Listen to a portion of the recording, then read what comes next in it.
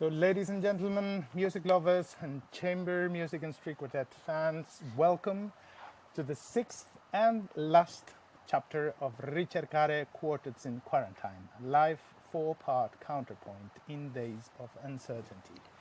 My name is Cibrán Sierra, and I'm violinist of Cuarteto Quiroga. As you might know, if you watched the previous episodes, the idea of this project occurred to me weeks ago while I was in the middle of the lockdown, full of questions and reflecting upon these times of uncertainty. I was far from my quartet colleagues and far from the public stage, and I thought then that we could maybe transport the very enlightened idea that gave birth to String Quartet, that is a conversation in music, to a similar four-part counterpoint, but with words, as we inhabit times of musical silence.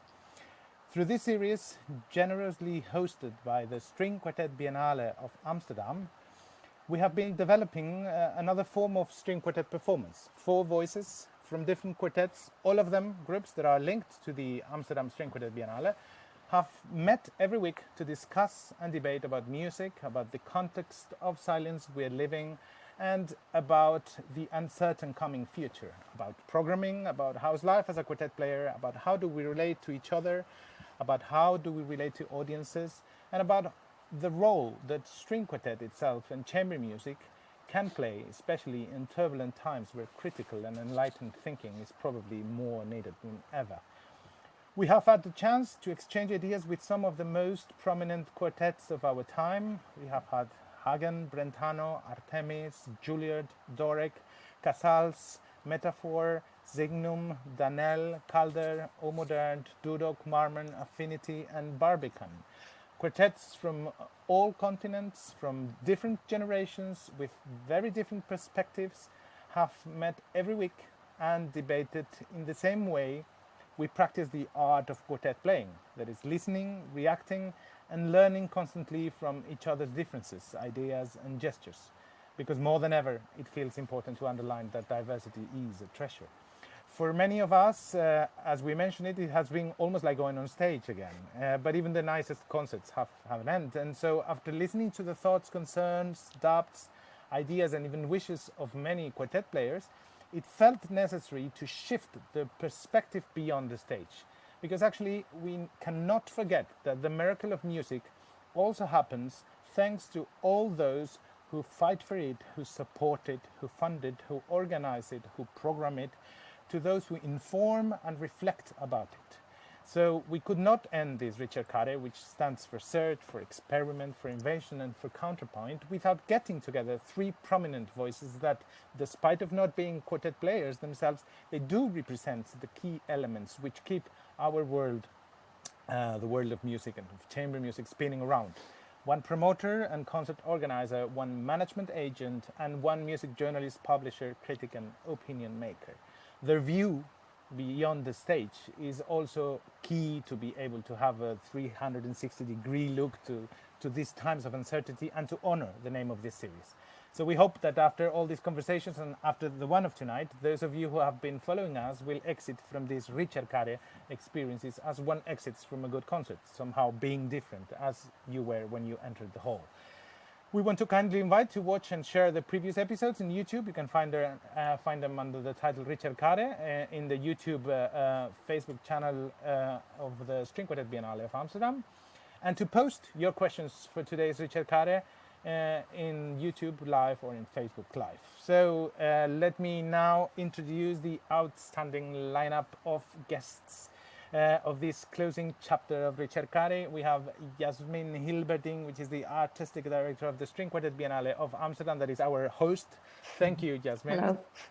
Hello, it's great to have you here, and really thank you especially for hosting this crazy idea, which has been so enriching for many of us. We have also Sonia Simmenauer, founder and director of the Impresariat Simmenauer. Hello, Sonia. Hello. It's an honor to have you here. Thank you very Thank much. you. And we have Martin Cullingford, editor and publisher of Gramophone. It's also a really big honor to have you here, Martin. Thank you for your generous presence here. A pleasure to be here. So Thank you very much. So yeah, just I would like to start by asking you the same thing I've asked everyone, which is how are you, and how has been for you this time in your different fields of specialization, and how have you lived it, and how was it to be away from normal routines, away from concerts, away from from your relationship with programming, with listening, with writing, and also your relationship, personal relationship with music, if it was, or with silence, if it was triggered somehow in a special way. Maybe who wants to start? Yasmin, as the host of our series, you want to open the fire? Open the fire. Well, for us it was special because we had just finished the second edition of the festival, and were full of impressions and full of inspiration, extremely tired, of course. And as many people know, after a festival, you have even much more to do. You have to pay all the musicians and you have to get all the funding on your account so that you can, keep the thing going. And we had just finished this, and then the lockdown came over us. And we felt, in the first place, of course, very fortunate to have been able to have the festival. But at the same time, we were watching what was happening around us and wondering where it might go, where it might lead. And at the same time, we were also preparing the next edition, because this cycle of 2 years, it sounds a very long cycle, but still the funding of the next festival, the inspiration for the program, everything needs to be done in time. And as our ticket sales usually start in the March before the festival, we have to get everything ready in time. So it felt like in a bubble. Uh, the world around us was collapsing, was very silent, and we had a feeling we have to get going. And this was a dilemma which was very difficult. And in the beginning, I didn't really feel comfortable enough to stop. But then I thought, well, actually, it is a wonderful time. We were working from home. Most beautiful spring in years. I had my doors open, and we have a very tiny patch of garden. And it was very inspiring and very peaceful, and also to have this chance to just slow down and listen. And then, this fears and doubts come back again, and then you want to get in touch with other people. And this is actually maybe also the moment when we spoke and and we decided to reach out and to connect and our experiences and feelings and fears. How about you, Sonia? Well, um, it came as a shock because the March is one of the busiest months ever, and I will call it the Black Tuesday, 11th of March, when in the morning all the calls came in: a concert is cancelled, concert is cancelled, concert is cancelled. Some of our artists were on the road, some others just came in the city, and it was a complete panic. What's happening right now? It was like a shock. At the same time, I was like euphoric because I had the feeling that it's like the little needle that just made a plop in the bubble that we were before. And that what was going on was just exploded, and it could be a big chance. Now everything is more related now. After 6 weeks of exceptional time, you begin to have a routine. So it's not anymore the complete shock and the complete special state of mind. You get into another state of mind. And of course, everybody has also enjoyed the fact that everything just slowed down. And you asked about the music before, and I realized after a time that I just shut down all music. I did not listen to music. It was like something very natural to do. The fact that I couldn't go to a concert made me not even open a record. I was, it's not possible. What can't be may not be. And it took a long time to realize that we are actually in an extraordinary um, situation because nothing goes broken. There are no bombs. A lot of things go broken, but you don't see them. The question is, what will be left afterwards? But this we can discuss later. But so this is the state between extremely busy because as an agent you have to undo everything you have been doing for 2 years, redo them in 2 months, figure out that in 2 months nothing will open. So you do it again for maybe 6 months later, and then finally cancel it altogether because there is no space anymore. Everything is full. And there is a certain despair to cope with because we're private people and we have people who work for us.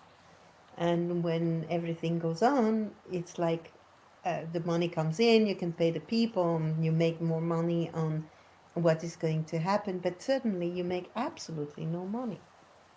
And you get a little bit of help putting people on furlough. But when you put people on furlough, they can't work. So it's like the cat is eating its tail. That's about, in a few words, how we feel. But we're there. And how about you, Martin, from the side of the publishing industry and the? Yeah, well, so I mean, with the challenges we faced were some shared by our friends and colleagues in the industry. The music that we write about was not happening. We couldn't attend concerts. Normally, when I speak to musicians, the conversations are very inspiring ones because you're hearing about their creativity and their work, and it was worrying and desperately sad that the conversations were ones in which people were fearful and worried and didn't know where the future lay. The challenges that we had as a magazine publisher that perhaps weren't shared by the musicians were issues such as distribution of the magazine to readership. But we've continued to produce Gramophone from home in our separate homes, but we've managed that and are continuing to manage that.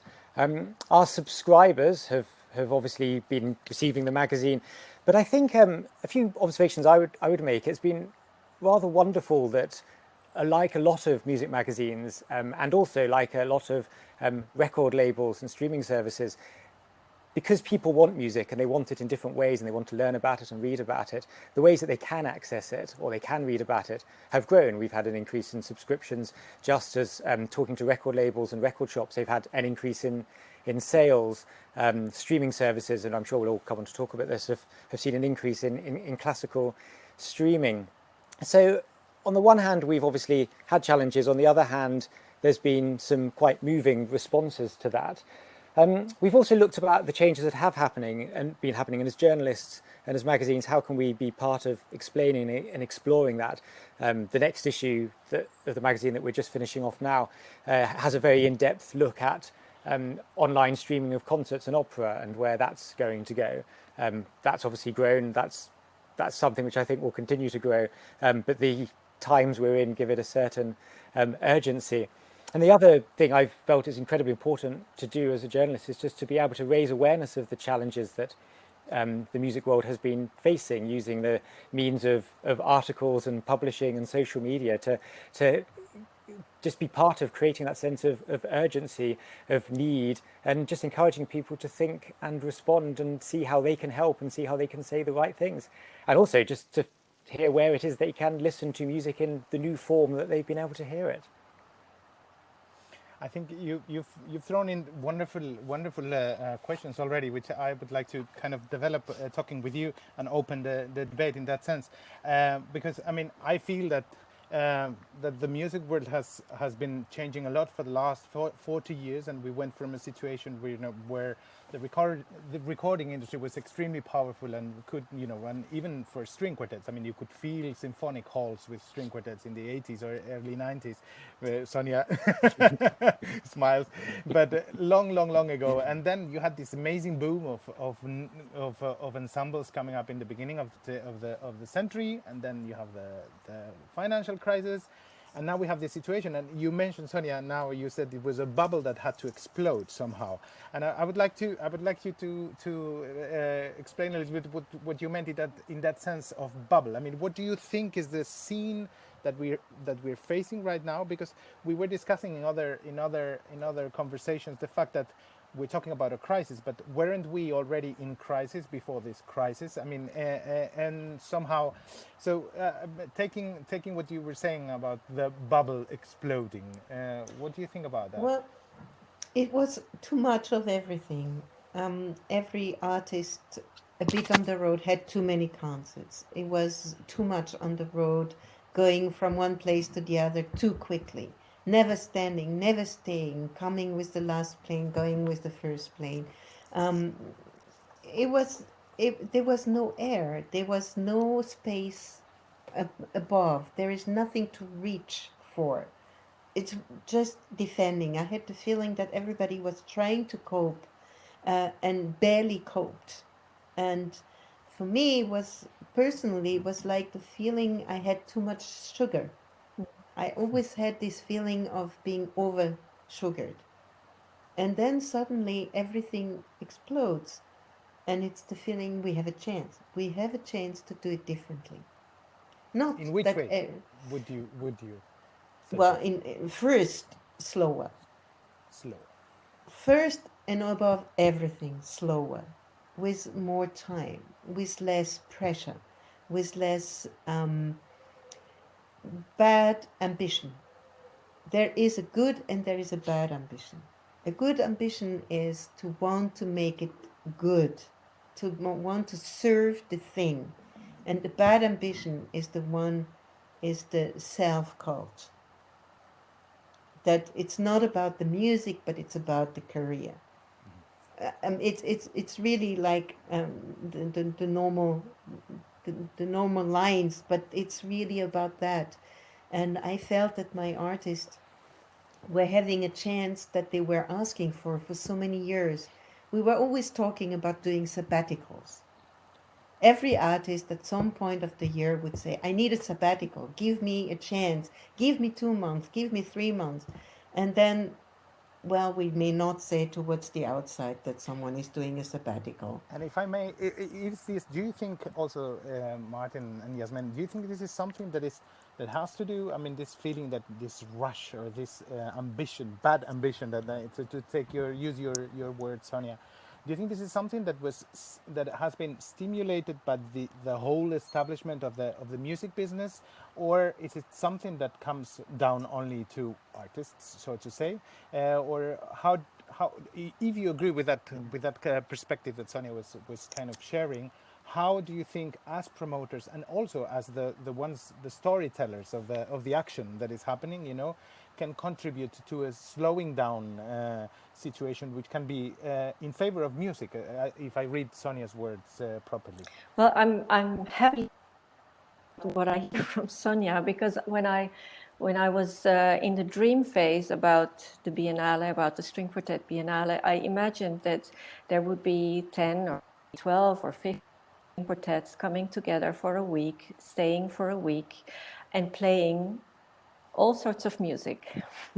I mean, not all sorts of music, string quartet, obviously, but that they would have as many concerts as possible, what they allow themselves, what interests themselves. So it was this bubble within this hectic world around them, which would also allow them not only to play and give a wonderful performance, but also to share and encounter and explore and maybe fail.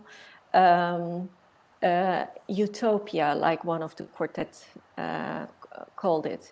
And then later on I realized, well, I can't, it's impossible to finance this. Well, you can't finance it, and to do this at the end of January, beginning of February, when it is the most busy time Yeah. for the artists to go around the world, is impossible to keep 10 days in their Yeah. in their diary. Yeah. Maybe it will now. Yeah. Maybe this is the kind of things that will That change. will Yeah. change.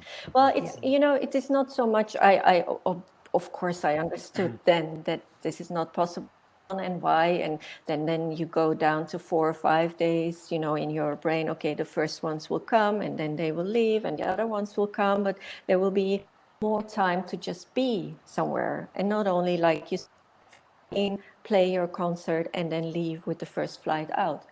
And the reason why I thought this was what you were experiencing, these tight schedules and this squeezedness and this routine, which I think the audiences also sometimes can feel.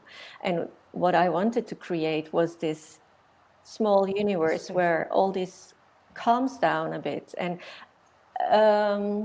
well, so the question is, how would this be possible? How can we, how can we slow down? Do you think that, Martin, if I hand the ball to you, with if can this have something to do? Because what I've been sensing also with the discussions with other quartet players, especially with the younger generations, and just the feeling that there is a demand or a sensation that quartets think they need to comply with a certain visibility, which is asked from them. And is asked by media, by presenters, by maybe also agents, by themselves, you know, by the imagination that they themselves create about what they actually need, you know. How do you see that from your perspective? My perspective will be primarily one of someone who talks to people about recording and writes about recordings. And it's quite funny, you often look with a sort of air of awe and exhaustion at the schedules of people travelling around city after city, and it's never actually linear, it's always darting around everywhere. I'm very struck when I talk to musicians about recordings, which are often made in very different environments. They're made when people are settled for a small space of time in a location where they can focus on it. How often, as well as talking about the music they've enjoyed, they talk about the experience of being somewhere, as was said earlier, sort of removed from the chaos and the hustle and bustle, whether that's a residency at somewhere like Snape Maltings where you can really focus. And I remember one musician talking about being able to leave a rehearsal and not actually having to immediately get on a tube train to travel somewhere else for some other event. And then when recordings reach us, they often come as sort of events. They might be once a year or so often.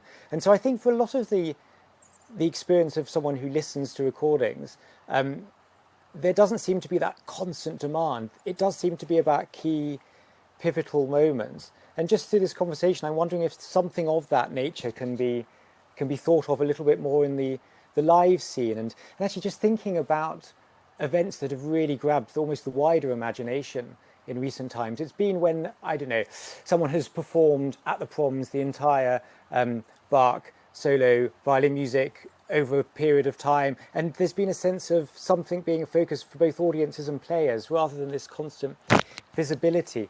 I suppose the sort of flip side though of where we are in terms of visibility is that social media has, and the immediacy of online music has meant that so much more music is available and artists are so much more easily accessible for people.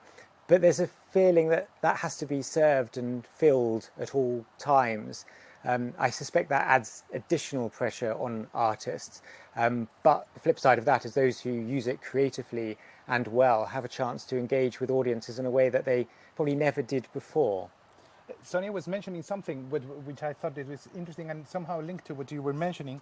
She said, I felt that if I could not go to concert, what was somehow, I could not listen to recordings. Do you think somehow that the relationship between recorded music, whether it is streamed, which is now happening, overcrowding the market or the offer, so to say, or recorded, is directly linked to live performance? I mean, that do you think that, you know, this evident crisis of live performance, because we cannot go on stage in most countries, is affecting directly, negatively or positively the recording industry? For now, at this immediate point of time, the crisis is affecting them positively, simply in that people do want music and they're turning to the place they can find it, which is recordings. And I spoke to Presto Classical, which is one of the key shops and mail order services for classical music in Britain, and they had a 30% increase in the couple of months following lockdown in CD sales, and an even bigger increase in terms of downloads. It might be historical, probably, no? I mean, like, it'll be things within in the catalogue, but then something like it's always difficult to know what drives the success of a recording. Something like Sean Chibet's recent Bach album on Delphian has now gone to its third or fourth reprint, but is that a success of the album, or is it something that at this moment of time people have reached for that music in that way? The problem, of course, will come in that the artists haven't been able to record music, and those that are returning to recording, it's obviously going to be a lot of smaller scale music, which perhaps will suit chamber music very, very well. But at the end of the day, I'm very aware that for artists, it's about making music with each other for audiences, and that feeds their creativity, and that at its best is what will make a recording an inspiring piece of art. And if they can't do that, and if they're not doing that, recording and its relationship to an artist's life and creativity will be broken. Almost. Also because probably, I don't know, sorry Sonia, I give you the word, because for most artists recording is not economically rendable. I mean, what artists leave out is they leave out of concerts. I mean, Sonia, sorry, you were going to... That's what I wanted to say. I mean, in all of this, it's great to know that that more records have been sold and that more magazines about music have been sold, because it shows that people are interested beyond the event. Yeah. But those who have been forgotten in all of this are the artists. The artists are the real losers. Those who have lost their earnings, and those who have risked before are those who have lost most. Because those who are in orchestras, who are teaching, etc., they're okay. I mean, they have less, but they are okay. They're not threatened. But all of those who have been full-time, full-heart only musicians, they pay an enormous price, and they have no forum, because they are international. Nobody is responsible for them. Nobody. I mean, one of the lessons for the artists is that they will have to insure themselves differently in the future, because they will have learned that no one is taking responsibility for them. There is no place for that. And when you say that the music is being sold, downloads, etc., what comes to the artist at the end of the day is so minimal. Yeah, but we don't need to talk about that. But for example, in also taking what you were mentioning, Martin, do you think that maybe because big projects are both in the recording side and also in the real life, so to say, in the aspect, are going to be harder and harder? Do you think this is somehow? Can chamber music be the key to address somehow many of the challenges of post-corona world, in the sense that even for larger orchestras and for larger ensembles, could chamber music be a way to recover the contact with their listeners, with their people? I mean, could chamber music again become the enlightened tool of accessing audiences as it was in the beginning, or you are skeptical about that? No, I mean, it's a fascinating thought, because as the unlocking of where we currently are comes, in terms of how large audiences can be, how large a venue can be, how many people can be brought together, chamber music by its very nature is small scale in terms of numbers of performers, and at its best, I think, extraordinarily intimate in terms of the relationship with an audience. but I think also beyond that, there's something about the personal intensity of chamber music that perhaps will have a resonance now with a lot of people at this point of time. I think in terms of will it be part of the solution, in terms of events, I think that's very much a potential. I think one thing I do want to pick up slightly on what Sonia was saying and how artists haven't been the ones who have gained from this in terms of money which they need to pay bills and to survive. One thing that I am both optimistic about but slightly concerned about, unless it evolves in a different way, is that initially a lot of musicians made their music making available online in so many creative and inspiring ways, and organizations made their music available online. And I think initially that was absolutely wonderful. It was perhaps what people who love music needed at this time of darkness. My fear is that it becomes too expected and accepted without there being a remuneration element. I think if we go back to when in the earlier days of the internet, when every newspaper put their content up for free, and there's now been a painful backtracking to try and charge and make business models that work. Music was a little bit more circumspect, and I think for a lot of people, paying a subscription to a streaming service is just part of their listening life. However much of that reaches artists is obviously a different debate. But I think if we're going to use the opportunities of the web for artists to be able to reach audiences in new and creative ways, I think from pretty much word go, there needs to be an expectation that people will be prepared to pay for it or support it financially, so that creativity is funded and supported in that way. This is a problem. This is a big problem. And it is actually expected that all artists will give their rights whenever performing live, so that everything can be recorded and video recorded, television, and used to promote the whole thing and to win a public, but nothing comes to the artist. It always says it is also for the artist because it is publicity for the artist. My problem today, as a representative of the artist, is the visibility of an artist. And an artist, because everything is seeable, the visibility is much smaller. This internet making everything reachable, everything available, makes it much more difficult to focus on just some artists. It makes it, in principle, possible for many more artists to be seen, and in particular not. That's one of the problems. It all belongs together. Yeah. So Yasmin, in that sense, like as a promoter yourself and with a long experience, not just with the Biennale, but before, I mean, what's your perspective? How do you see that side of the game?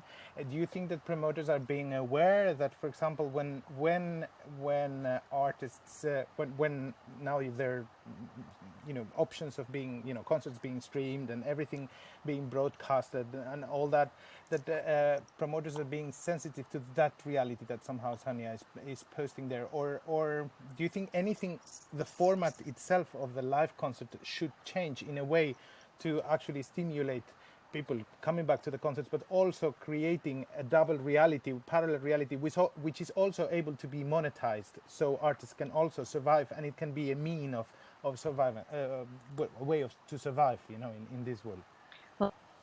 Questions you ask now, so I don't know where to start, but I see all the technical possibilities and the accessibility of internet and digital channels and so on as a kind of substitute, and it is something which allows us to reach more artists, so discover more, to explore more maybe. But I think in the time when we were all in lockdown, and I was also thinking about what shall we do? Shall we stay silent? Shall we go? and do also some streaming things. Do we miss out, or do we need to say something? We had these discussions also in the team, and I spoke to many music lovers, to our usual visitors, the audience, our supporters, and I think without any exception, what I heard was, it's interesting. I every now and then look at something because I'm curious what is happening, what is going on, but actually it cannot replace a live concert. And when I look at myself, I agree with Sonia that if you cannot experience live music and feel this togetherness and this together breathing and the resonance the music has and the people next to you, the other thing is just flat. And of course, we come home in the evening and we choose a record or we stream music we love to relax or to enjoy it or because we are curious. It does not substitute live music. And especially when you go to chamber music lovers, then this intimacy of being together in a hall or in a park, doesn't matter, but to smell and to touch and feel, I think this it will not replace each other. I see the problem that it just gets too much, that you shut down, that you think it's too much. I'm not following it anymore. And I can imagine that for some people, choosing whatever they want to do, this bubble you were saying, there's so much on offer. You look at the city program, or however you call it in your country, and you could go to 10 different concerts in one evening, unless you are in a small village. But yeah, what was your question? No, I mean I'm curious because also something that popped out and that also popped out in the previous discussion was this kind of feeling of that I got from my colleagues and debating, and I myself have sometimes, but it came out in several of the discussions, the feeling that a more creative way of programming, would help somehow to create different interests in the way of accessing audiences and being interested and reactivating the scene somehow, and that there was somehow a certain, if I may use dyslexia, or not being encompassed, that you could actually, if you invested, you could almost record whatever you wanted nowadays, but you can still not program what you can you wish.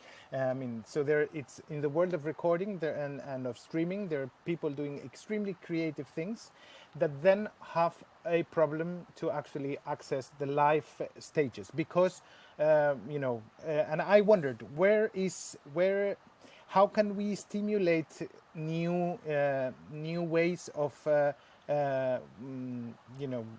focusing, or understanding the exchange of musical ideas. But I think this is already happening. I mean, the new generation, and maybe Sonia can say this too. I don't know, but the new generation is used to dealing with all those new techniques and channels and possibilities, and they are, whether they want or not, influenced by it. So the way they think and the way they decide what they decide and offer programs and go on stage and address the audience and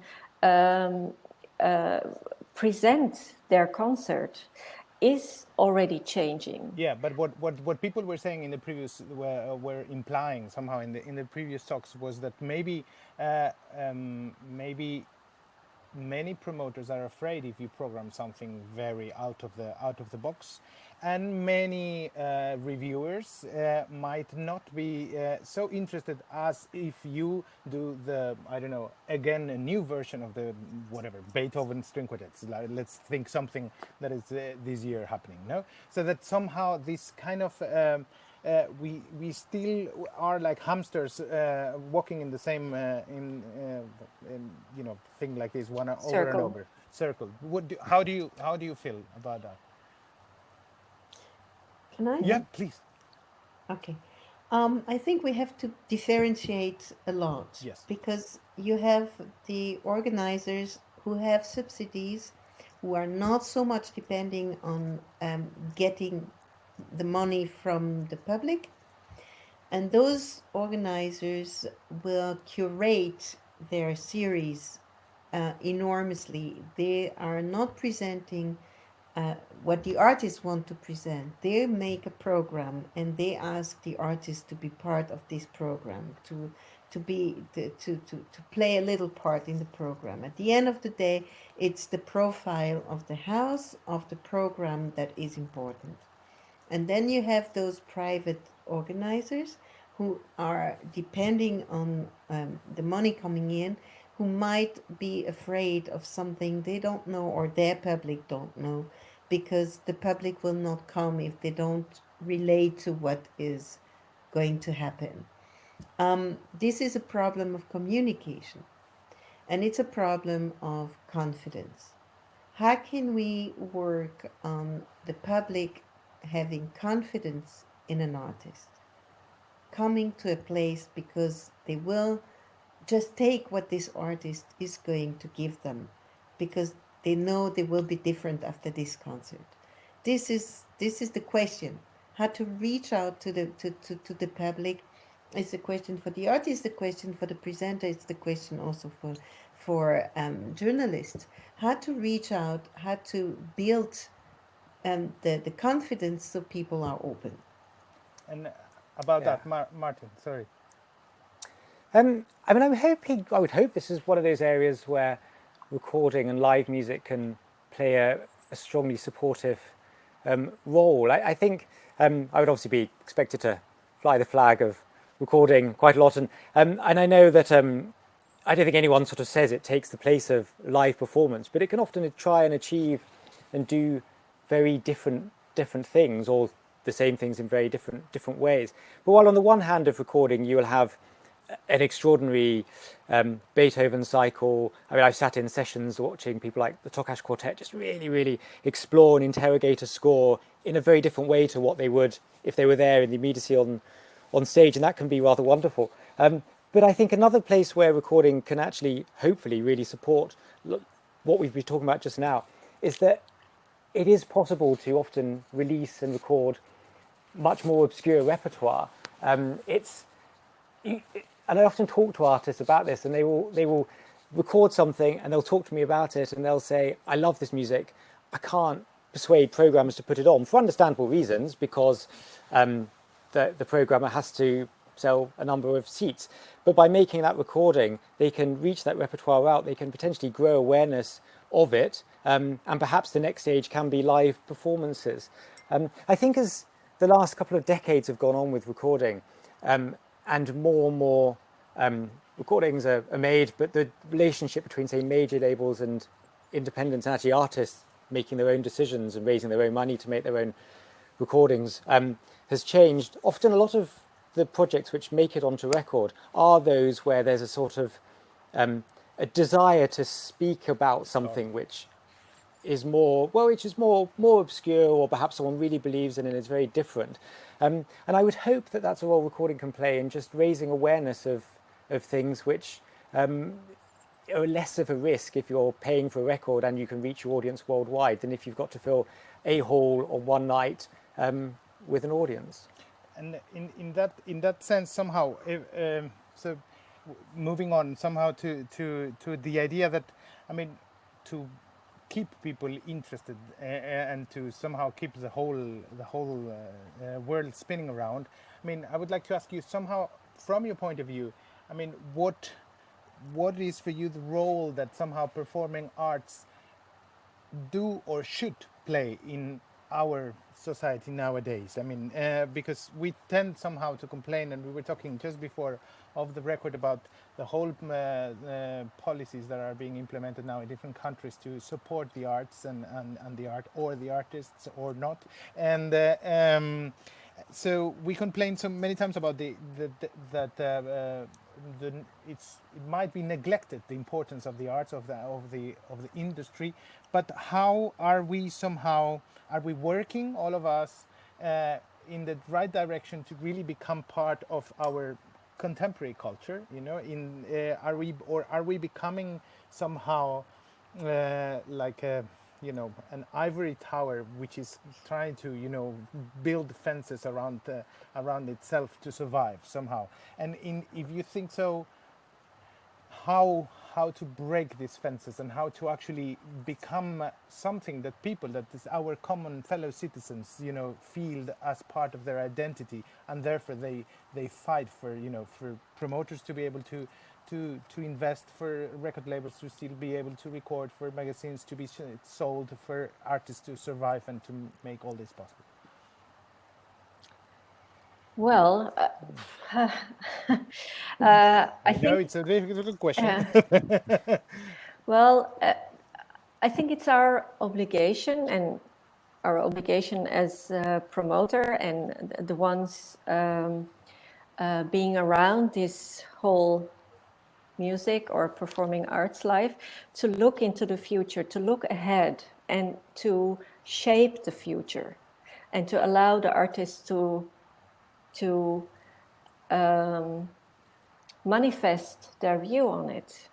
And I think it's sometimes a very intuitive thing, what is in the air and the way how we are on stage, how they are on stage, and how the audience responds. And it is a dialogue, which is not always easy to put into words, but there is something going on, which then goes into the next performance and into the next performance. And the same is maybe happening to the journalist, and the same is happening to the manager. And but for me, it comes together in, it is an obligation to look ahead and not only look back and look into the now, but to together try to figure out or dream and explore what is possible, what is not done yet. Everything has been done, okay, but still, let's imagine, let's give ourselves this space. And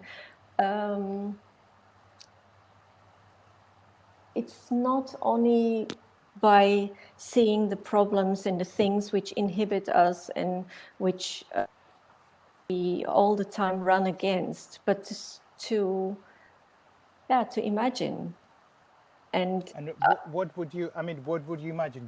Would you imagine a context where somehow in this, because we're talking mainly chamber music, for example, are we dealing a little bit more with our social print, with the outreach we do about being more in touch with contemporary music or the music of nowadays, with giving different aspects of programming to people? What do you think should somehow, how should we move in this sense of being, looking ahead and looking forward? I have been focusing very much on string quartet. There's so much to say about orchestras and chamber music or ballet or whatever. But at a certain point, I realized this beautiful art form has come into a dead end road. It was just reproducing, and it was too much connected to the past and not enough looking into the future. And maybe this was already happening, but somehow it was not expressed, or it was not, there was no space and stage for it. And from that idea, the String Quartet Biennale happened. What I recognize is that if we ask questions, like also Sonia said, if we allow ourselves to slow down and to have a dialogue and to think together, and not just repeat all the time what we're doing, then something gets moving. We don't know yet where it goes, but something gets moving. And this is what I have been experiencing in the last 2 festivals, that people recognize, okay, here are possibilities. We don't have answers yet, but there are possibilities. Let's explore them together. And the ones who have been at the Biennale felt this, that there is space, and there is also the possibility to fail, to do something which just doesn't work. And somehow this combination of media, the way we can communicate with each other, it puts a lot of pressure on us, but there are also, again, possibilities. And what I heard a lot from the conversations you had with the string quartets in the last few weeks, one of the most difficult things for them was all the traveling, this constantly being on the move and having to perform the same evening, and people, maybe journalists, maybe me, maybe the agent, maybe the audience, expecting from them absolute perfection. And this is just not human. It just cannot exist in this way. Do you think, Martin? Do you think that has to do with always missing the comparison between a live concert and a recording? Sometimes or trying to have the same experience in one thing with another, which, as you were saying before, it brings different experiences and different relationships with music. Do you think we tend to somehow ask artists to perform like they record?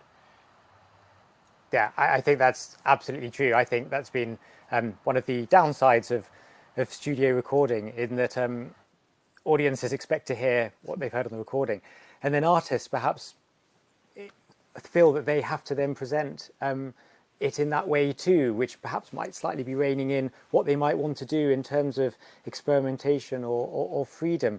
The bad ambition and that I Sonia think, was saying before, but yeah. And I think it's very interesting when we look at live recordings or live performances that make them onto record, and they're often very different. There's an acceptance of perhaps things just pushing the line a little bit too far, and sometimes they can be the most thrilling and vivid of them all. I think it's very interesting that I really love the idea that performing arts and society aren't about having answers, but about asking questions. And I think actually, if performing arts sees that as its role, and audiences are excited and trusting to have those questions asked of them, it can excite and engage people. I think there are some artists who are very capable of doing that and having audiences that will follow them and trust them. I think one of the growth areas in music festivals in this country in particular seems to be small festivals that might take place over a long weekend or a week in often remote locations, where both audiences and players have, as you say, that chance to settle and to focus and to go on a journey over a period of days. And I think both the crisis and the challenges, I suppose, to travel, but actually just also an increasing awareness of the environmental impact of traveling around the world. If all of those things can be harnessed to say, actually, as a area, as a city, do we really want a star coming in night after night after night to perform something they'll perform somewhere else the next night or the next night? And that's not in any way to say that at that time they're not trying to give their all, but perhaps a very different experience might be to have people settled in a form of residency for a period of time, and for audiences to be encouraged to follow them on those journeys. That's absolutely fascinating what you're saying. I'm remembering this fantastic quote about Bertolt Brecht saying somehow that the arts should not be the mirror in which society looks at itself, but should be the tool to actually sculpt society somehow. And in that way, we lost Sonia here, but we're trying to recover her. Oh, she's back here, Sonia. Sorry. I don't know. No, it's fine. Good. So could you follow what Martin was saying and what we were just the beginning, and I was full on his path that the expectation to have the perfect performance, and that's not something very young. It's for years. It had very, very bad impact on programming and on touring and etc., because it made the artists reduce their repertoire to what they have recorded or will be recording in order to reach perfection. And I have been very sad about this because when I was beginning in this business, it's a very long time ago, I won't say how many years, the artist had a repertoire. And then they had a few programs, and then they had only 2 programs, and then they had only 1 program. And something of this made us lose the conversation between everybody who once what had to come to the perfect program for this situation, for this hall, for this public. Something that was actually popping out very often in the conversation, I think 3 or 4 times people suggested this, the idea of quartets actually, or quartets or any other artist, but in this case quartets coming to stage without telling what they're going to play. Do you think, and just giving the opportunity for the audience to be surprised, to ask themselves those questions Martin was somehow suggesting, and keeping this freshness. So do you think this is something that, so to say, let me use this word, the business I've tried many times, my dear. This has been something that I have tried to talk organizers into. Impossible. They say they need something to sell. So I offered them to have a book, a brochure with 2 sides. You can read it from left or from right. You can read either who are the artists coming, let yourself be surprised, or what do you want to listen to. And then you'll be surprised who plays it. But nobody listens to me. Nobody does it. Well, there are a few courageous promoters. There are. There are. Yes. And what about the storytelling of that idea, Martin? In that sense, do you think this is encouraged somehow? I mean, do you think this is when you not only in your magazine, but I mean the press itself as an institution? If we could talk about, do you think is it something that that should be also stimulated somehow? This public idea of that going to a concert should be an amazing experience in the etymological sense of the word. No, I think so. I think going to a concert should be an event in everything that word means. And it's very interesting what you say, Sonia, because if you turn on radio or Radio 3 or a playlist for a different generation, perhaps listening in that way, there's always that chance of, well, you don't know what you're going to get. There's serendipity. It's a chance for discovery. And you're absolutely right. The concert format, unless a promoter is taking a risk in presenting it that way, isn't, unless it's a piece of contemporary music, which we will, by its very nature, not have heard because it might be a commission. That risk is never really taken. I think one thing that occurred to me when talking about the perhaps negative impact of recording and expecting perfection that relates to what's gone on over the last couple of months is that people have been, great artists have just been performing on camera, whatever, in a very, very live way. And I think of someone like, say, Wallenstein, who just released the Bach suites for cello, but then also was performing day after day after day a different cello suite. Maybe the audience of that will also grow to actually look for the response of an artist at that moment of time rather than the perfection they remember from a recording. Maybe that almost raw immediacy and access to artists that the modern streaming internet age offers might actually start having a closer relationship than, in a way, a perfect, whatever word that means, a perfect recording, might have a closer relationship in a way to a live concert than perhaps a recording would. Cibrán, sorry. Yeah. No, go ahead. Cibrán, you are hiding behind your role as a moderator, but actually you are the one we are talking about. And so I'm curious because we had been talking a lot in the last few years and you have been at the Biennale and you know that I can be very pushy about trying new things or doing things which you usually would not do. How does it feel for you as a musician, or how does it feel for your quartets to be asked to try things? I think most. I talk for myself. I talk for my group, but I talk for most of my colleagues. I think, and Sonia, who's been there and knows so many quartets, probably can say what she feels about it. But I would say that most groups are always willing to experiment. I mean, and of course, you always want. You are worried somehow. I mean, we are very willing to experiment all the time, as you know, Yasmin. but of course you are worried as well, because what we were talking,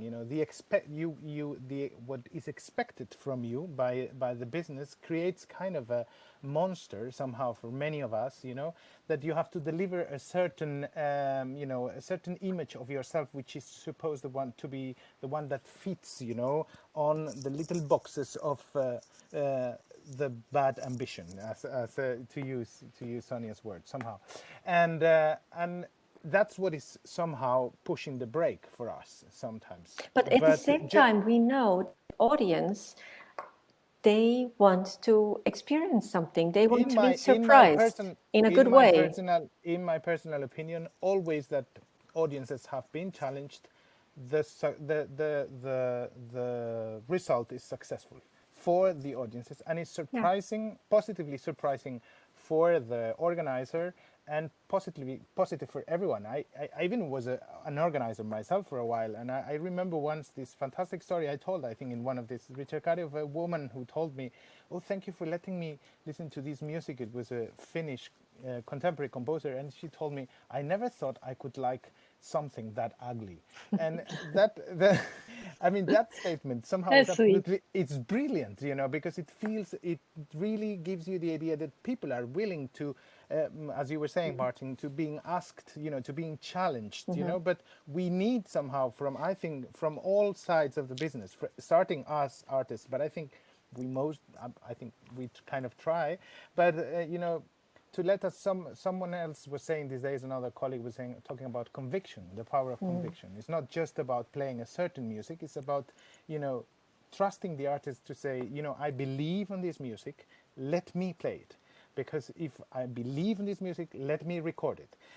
Because if you do things with a certain conviction, hardly it can be a complete collapse, and I think somehow it can. It does hardly. I meant so. It is. There is always a possibility for collapse all the time. But but conviction makes given a certain ability of the performer.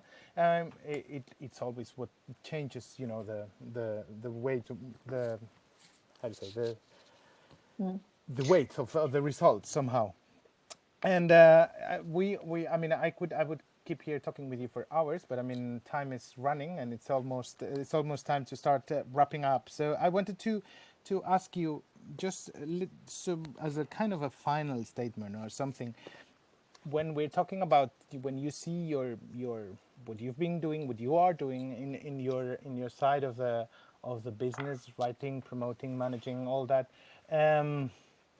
if you would look back at your life, as what would you have liked to somehow leave as a legacy of your professional activity? I know it's kind of a pretentious question. I want to leave this legacy or something, but what is, or in other words, what is the meaning of what you do? And I think what is the importance of what you do, and why do you think that's the ethics of that lies beyond your activity? Especially in these times and facing the challenges we're facing. Yeah, I just would like to say, and given the state we are in, yes. I'm not sure that anything is left of what I have been doing. It is the moment to think, okay, beyond comforting artists who are a little bit despaired about what is going to happen, what are my instruments, what are my goals? And the only thing that I can think of is be more modest, be pragmatic and more modest. What are the possibilities? How much can I travel? How can we travel? Can we be a little bit more local, more in touch? I think that there is a big need for artists and organizers, and in the follow-up agents, to be in touch, to try to discuss what are the options. If you have a piece that you really want to play, explain it to the organizer. Tell him why, what is behind. And the organizer might have the idea he wants to do it because it has to belong to the canon of the artist, or he has a very personal touch to this piece. And that's what needs to be developed. Listen to each other. I mean, we are here to translate, but at the end of the day, it's a listen to each other between organizers and artists. Martin? We are only medium. Yeah.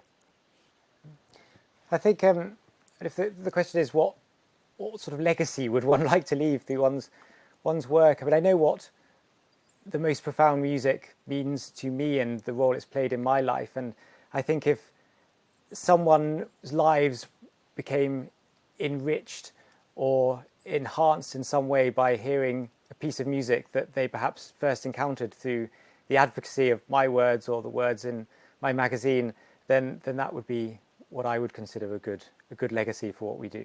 Yasmin? Very nice.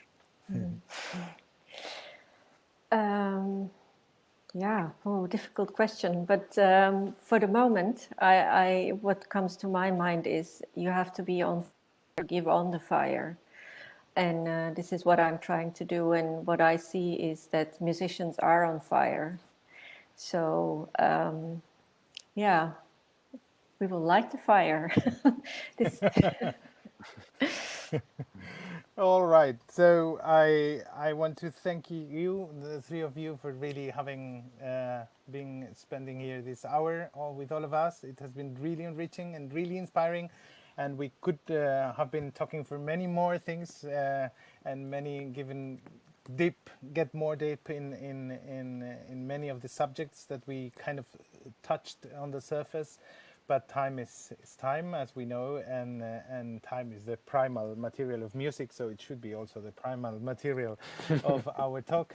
And I just want to thank you, Martin, thank you, Sonia, and thank you, Yasmin, and especially also thank you, Yasmin, in the sense of thank you to the String Quartet Biennale for having also the generosity and the openness also to listen to us, like you listened to me when we discussed about the possibility of doing these conversations, because I think somehow this ricerca, this search, more than ever is needed, and these kind of forums and exchange of conversations it helps us to what you were, all of them ask us questions, to listen. You were all mentioning these keywords, which are somehow probably to experiment, to get amazed, and which are somehow the topics that will remain after this series of talks with all the quartet players and with you three. Thank you very much. Thank you to everyone that has made this possible. Thank you for the whole team of the Biennale. Thank you to Robin. Thank you to Leana. Thank you to everyone that has been behind the cameras helping me, and to all the quartet players that have been coming through all these fantastic sessions, which the spending and giving their generous time for this hour of Ricerca. So thank you, everyone. Stay safe, stay healthy, and take Thank care. you. All the best. Thank you. Goodbye. Bye. Bye, Cibrán. Bye-bye. Bye, Bye. Sonia. Bye, Martin. Bye. Bye. Bye. Bye. Bye. Okay.